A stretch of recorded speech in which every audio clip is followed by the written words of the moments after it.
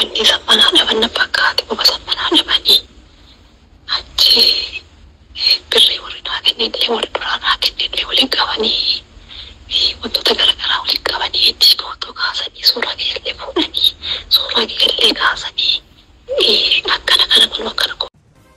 Oduu keenya jalqabaatiin ABO WBO'n lola Shawaa Kibba Lixaa aanota adda addaa keessatti waraana mootummaa waliin taasiseen hidhamtoota siyaasaa manneen hidhaa keessa turan guutummaatti baasuu isaa himeeti jira.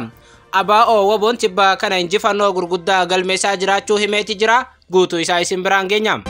Odeeffannoo keenya isa itti aanuun dhalattuun Oromoo biyya Saudi Arabiyaa keessatti ajjeefamuun achi buuteen ishee dhabame jedhame. Dubartiin kun ajjeefamuu ishee hordofee maatiin waan jedhan qabu akkasumas ammoo ajjechaa isii irratti waan maatiin jedhan bal'ina isaa isin biraan geenya. Odeeffannoo keenya isa itti aanuun qondaalli mootummaa naannoo Tigraay obbo Saamsoon Tafarii jedhaman tibba kana mana isaanii keessatti ajjeefamanii jedhame. Ajjechaa qondaala naannoo Tigraay kana waliin wal qabatee mormiin jabaan dhalateeti jira. Guutuu isaa isin biraan geenya. Odeeffannoo keenya isa xumuraatiin balaa lolaa hamaa Liibiyaatti dhaqqabeen hanga ammaatti lubbuun namoota 5,300 olii yoo darbu namoonni 20,000 caalan ammoo achi buuteen isaanii dhabameeti jira. Guutuu isaa isin biraan geenya. Akkam jirtu daawwattoota hordoftoota Anolee Global Media oduu fi odeeffannoo guyyaa irraa tokko jennee jalqabneeti jirra. Odeeffannoo keenya ijoo isaa amma isinitti himne guutuu isaa isin biraan geenya. Hanga xumuraa sagantaa keenyaatti dhaggeeffachuun yaada keessan gara koomentiitiin nuuf barreessaa. Viidiyoon keenya namoota baay'ee bira akka dhaqqabuuf ammoo like share godhuu hin dagatinaa isiniin jennam. Kallattumaan gara gabaasa guutuu qabanneetti isin geessinam.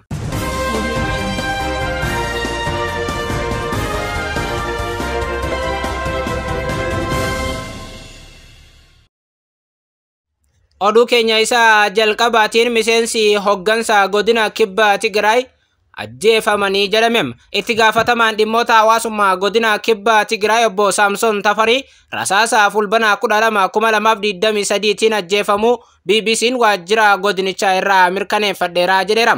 Qondaalli mootummaa kun kan ajjeefaman erga pirezidaantiin bulchiinsa naannichaa yeroo obbo Geetaachoo Raddaa eegdotaan socho'an dabalatee naannichatti rakkoon nageenyaa cimaa jiraachuu dubbatan booda. Obbo Saamsoon naannichatti itti gaafatamummaa mootummaa fi paartii keessatti sadarkaalee hoggansaa garaagaraa irrattis tajaajilaa turanii jedhame. Haaluma kanaanis obbo Saamsoon waggoota 3f kantiibaa magaalaa Maaccoo ta'uun tajaajilaa kan turan yoo ta'u tibbana ammoo hoogganaa dhimmoota hawaasummaa godinichaa ta'uunis tajaajilaa turaniiru. Qondaalli kunis guyyaa bara haaraa galgala namoota biraa waliin ta'uun bakka bashannanaa turanii erga alatti gadi waamamanii booda ajjechaan irratti raawwatamuu miidiyaaleen naannichaa gabaasaa jiru. Hanga yoonaatti namni ajjechaa obbo Saamsooniin shakkame to'atame kan hin jirre yoo ta'u waajjirri poolisii godinichaa Tigraay Kibba Lixaa adamsaa jiraachuu himam. Reeffi obbo Saamsoon qorannoodhaaf gara Maqalee hospitaala Ayidaaritti geeffamee ture. Kaleessa waaree booda gara Maaccootti deebi'uun waajjirri godinichaa himeera. Obbo Saamsoon nama gaa'ila dhaabbatanii fi abbaa ijoollee 4 ta'uu seenaan isaanii ni himam. Obbo Geetaachoo Raddaa pirezidaantiin bulchiinsaa yeroo naannichaa torban darbe keessa ibsa kennaniin naannichaa keessatti seera maleessummaan babal'achuu fi manneen hidhaa dhuunfaa bulchiinsa isaanii hin beekne jiraachuu kaasanii turan. Kanaanis baqattoota Eertiraa dabalatee jiraattonni ukkaanfamuun maallaqa 100,000 lakkaa'amu akka kaffalan taasifamaa jira jedhan. Bulchiinsi yeroo aangoo mootummaa naannichaa keessa jiru guutummaatti waan hin qabaanneefu rakkoon cimaa deemuu kaasanii turan. Pirezidaantiin yeroo naannichaa humnoonni poolisii naannichaa aangoota waliin dhaabbachuu irraa haala ummataaf dhaabbatan dandeessisuuf dakaa hanga gubbaatti ijaaruu kaasaniiru. Rakkoo nageenyaa amma naannicha keessa jiruuf dadhabina siyaasaa ta'uu kan ibsan obbo Geetaachoo Raddaa nama dhuunfaan ijaaramanii ammoo bulchiinsa yeroo akka dadhabuuf hojjetaa jiraachuullee kaasanii turan.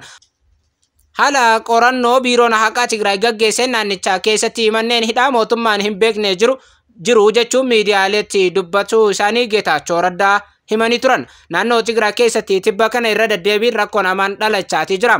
Amma immoo qondaaltonnis ajjeefamuu jalqabanii akkuma naannoo Amaaraatti dubbiin achis babbadaa jira. Odeeffannoo keenya isa biraatiin ABO WBO'n lola Shawaa Kibba Lixaa aanota adda addaa keessatti waraana mootummaa waliin taasiseen hidhamtoota siyaasaa mana hidhaa keessa turan hedduu baasee jedhame. Shawaa Kibba Lixaa keessa Tulluu Boolloo, Soddoo Daacii fi akkasumas ammoo Arbuu Cululleetti hidhamtoonni hiikamuu jiraattonni kun ni himum. Guyyaa dheengaddaa jechuun fulbana 12/2023 halkan ABO WBO'n magaalota kanneen seenuun waraana mootummaa waliin lola walitti banuu himan jiraattonni. WBO'n lola kanaan booda hidhamtoota siyaasaa waajjira poolisii adda addaatti hidhamanii turan waajjira poolisiitii baasuu jiraataan Oromiyaa Miidiyaa Neetwoorkii dubbise tokko ni himaa jedhame. Sadeen Soddoo, Tulluu Boolloo, Hajii fi Harbuu Culullee keessatti hidhamtoota hiikuun ummata waliin ABO WBO'n marii yoo taasisu viidiyoon achirraa argame ni mul'isa. Haasaa viidiyoo kanarratti taasisaniin WBO'n ummata Oromoo maraafu hiree wal fakkaatu walabummaa Oromiyaa mirkaneessuuf qabsaa jira jedhameera.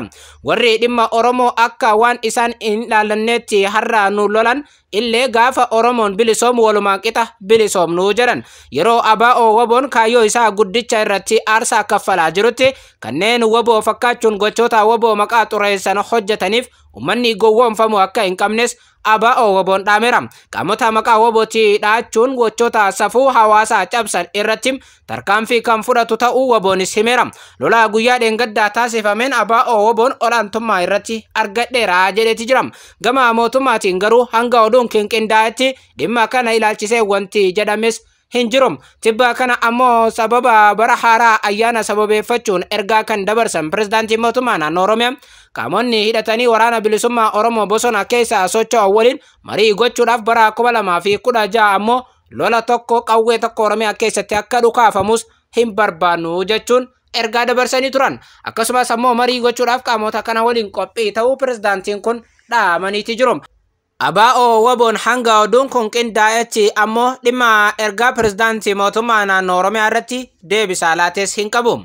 Akkasitti lubbuutiyaa yoo furmaati maal yoo onlaayinii irraa dhabdee furmaa babal'eessee yookiin bilbilee fi karaa deemteetti jedhetumaan karaa deemteetti jedhe. Odeeffannoo keenya isa itti aanuun oduu gaddaa isin biraan geenya. Dhalattuun Oromoo biyya Saudi Arabiyaa keessatti ajjeefamuun achi buuteen ishee hanga yoonaatti hin argamne jedhame. Dhalattuu Oromoo godina Arsii Lixaanaa Shaashamannee Makkee Hawwaataa jedhamtu hojiif ji'a 2 dura erga gara Saudi Arabiyaatti imaltee warri isheen bira hojjettu dhiibbaa irratti taasisaa jiraachuu irra deddeebiin nutti himaa turte jedhan maatiin ishee.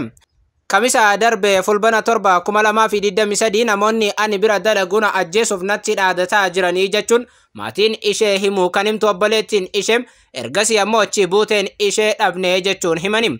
Hojii hojjechuuf manaa baatee duutee ishee gaafa dhageenyu hedduu ulfaata kan jettu obboleettiin ishee hunda caalaa ammoo ajjeefamtee reeffa ishee illee hin arganne jechuun himu maatiin. Mucayyoon kun akka ajjeefamtu erga itti dhaadatame booda hawaasni Oromoo Saudi Arabiyaa jiru lubbuu dubartii kana baraaruudhaaf imbaasiitti iyyatanis ammoo imbaasiin iyyannaa kana hin dhageenye jechuun himu maatiin. Osoo imbaasiin Itoophiyaa Saudii jiru yeroon birmannaa taasise duutii mucaa tanaa irra ga'uu hin danda'u jetti maatiin. Lammiileen Itoophiyaa hojiif biyyoota garaagaraatti imalan yeroo adda addaatti ajjeechaan suukanneessan irratti ni raawwatama. Yo akka tasaa karaa argadhee si barreessaa achi boodama furuma biyya biraa deemteetti jedheetumaan biyya biraa deemteetti jedheetee akkasitti meeseenjadha.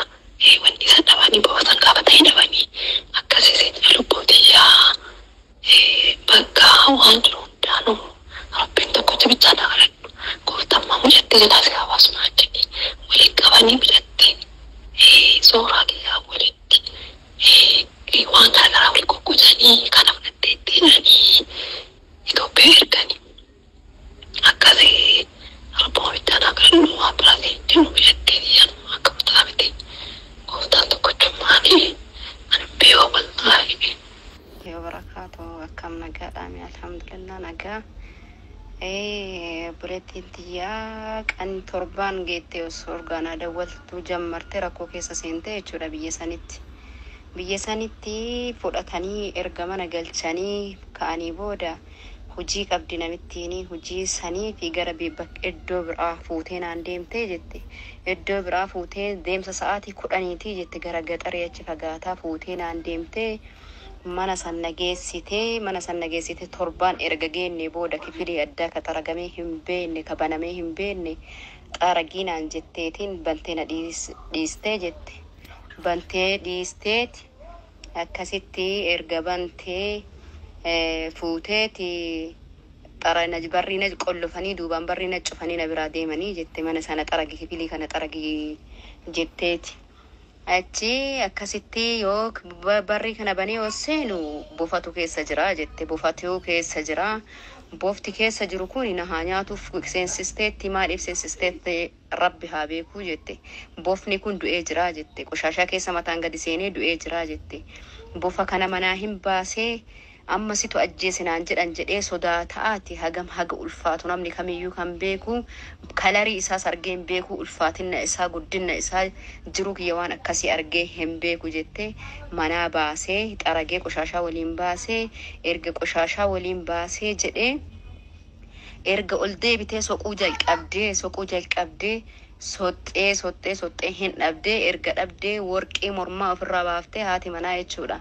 Warqii mormarraa of baaftee qalabatii ofirraa baastee birrii boorsaa keessaa fuutee wanta garagaraa fuutee footoo kan kee as kennaan jetteeti. Footoo kaastee gara Itoophiyaa ergamuu qabaataa TikTok irra gadhiifamuu qabaataa naan jettee as faraarraa turtee. Wanni illee kaateeti sagalee kiyya akkam akka godhanii waraabaniira rabbiin tokkichi haa beeku. Sagalee kiyya halkan waraabaniiran akkami akkana waraabaniiran arrafee jira uf wanti an beeku hin jiru. Ganama yeroo ka'u moobaayiliidhaan ta'anii TikTokii irra ka dhageeffataaran ka uf arge footoo kiyyaa waliin mul'isteeti wanni irra laxxafteeti mul'istii jette. Akkasitti dhageeffataaranii bakka na ajjeesuufi sodaadhee nafsee kiyya sodaadhee jira na dhaqqabaa warra biirootiin na dawwalii warra biiroo bira na dhaqii hinaan jette. Warra biiroo bira guyyaa kamisaa harka 10 hin ta'a kana bilbilte warra biirootii bilbiltee jedha amma na bilbilteeti bakka tasfaan qabu dhiisii naan jette. Tasfaan qabu kana booda dhiisi bakka an bilbilin naan jennaan halkan guutuu guyyaa kamisaa kana jechuudha. Akkasitti halkan guutuu boo'aa buleeti. Gaafa jimaataa biiroo yeroo dhaqee jedhu silkii namicha biiroo isaan dubbise yoo jedhu baheera akka baheenillee baheera ginna ajjeesuufi naan jette. Namicha biiroo bira teette silkii namicha biiroo Itoophiyaatii fi biiroo achi wajjin haasofne aniifisiin wajjin jechuudha. Na ajjeesuufi bakka du'aaraa nagaatti haadhatiyyaan jajjabaadhu jedhii anaanillee jajjabaadhu naan jette. Mucattiin maal taate ha'uuzu billaahi maal taate jedhaatti kee wanni ta'aa ture. Jajjabaadhu waan hundaafuu jajjabaadhu bakka na ajjeesuufi adda bira hin darbitu naan jedhaaran guyyaan sun jimaataa. Akka nama hatee godhee TikTok irra gadhiiftee yaada irra kennaaranii haa ajjeefamtu jedhanii yaada irra kennaaranii na ajjeesaaranii naan jette. Namicha ejensii bira erga dhaxxee biiroo erga deebite sababbiin isiin du'uu dandeetteef maalidha kan gaafii nutti ta'e. Duute jedhame akkami ufuute maaliif ufuute tikeettiin murameef jedhame ejensii irraan waamame qaamaan nu himame nu mul'isanii ejensii irratti nu mul'ifameeti. Kunooti tikeettiin muramee fi uf ajjeestee jedhan.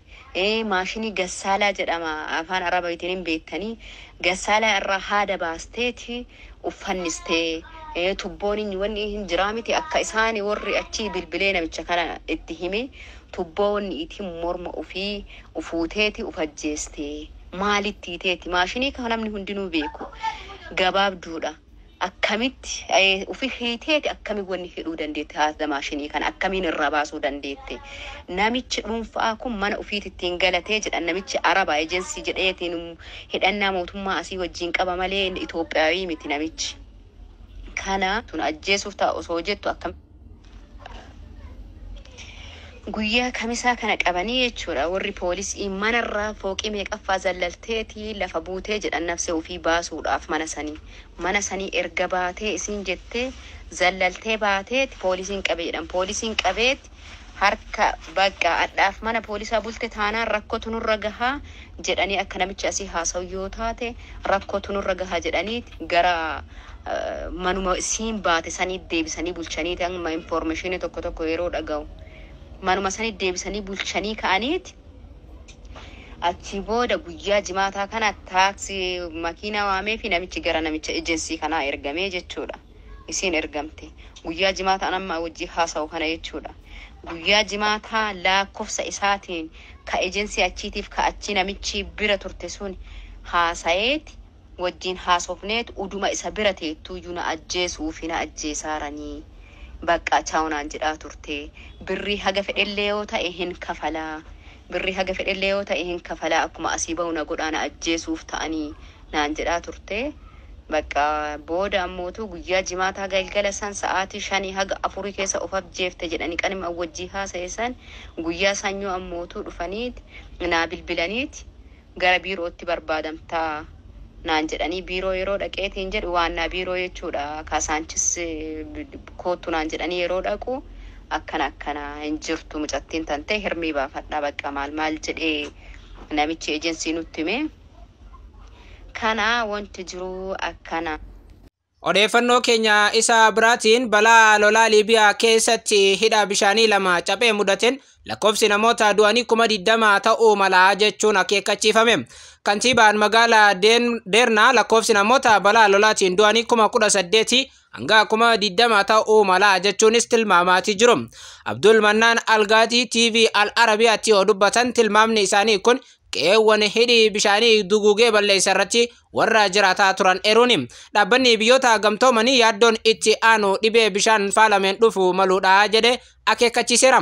Gama kaaniin hoogganaan olaanaa dhaabbata meetirooloojii addunyaa Peeteri Talaas du'a namoota baay'ee hambisuun danda'ama ture jedhan. Akka AFP'tti himanitti balaan osoo hin dhaqqabin dur jiraattota magaalattii keessaa baasuun ni danda'ama ture jedhan. Hanga'aan magaalaa baha Liibiyaatti argamtu tokko galaanni reeffa namoota tufaa jira jechuunis ibsaati jiru. Hanga ammaatti reeffi namoota 5,300 adda baafamuun argamaniiru. Namoonni 10,000 ol bakki isaan jiran ammayyuu hin beekamu jechuun akeekkachiisaniiti jiru. Magaalaa Doornaa rooba cimaa fi hidhaan jiguun lolaan kan miidhamte ammoo bakkoonni gari guutummaatti haroodhaan uwwifamaniiti jiru.